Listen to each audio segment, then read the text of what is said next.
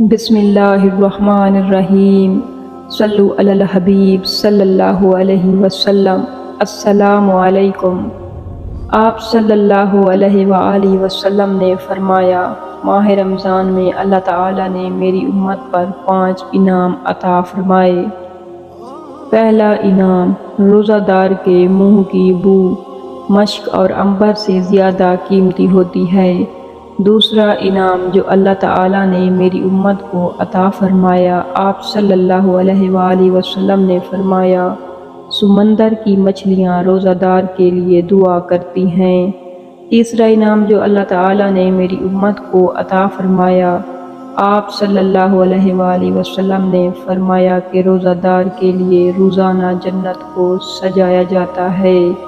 چوتھا انعام جو اللہ تعالیٰ نے میری امت کو عطا فرمایا، آپ صلی اللہ علیہ وآلہ وسلم نے فرمایا کہ شیطان کو قید کر دیا جاتا ہے۔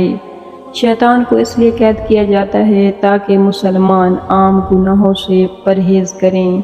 پانچواں انعام جو اللہ نے میری امت کو عطا فرمایا، آپ صلی اللہ علیہ وآلہ وسلم نے فرمایا کہ اس مہینہ میں روزانہ دن ہو یا رات، اللہ تعالیٰ اپنے بندوں کی دعائیں قبول کرتے ہیں۔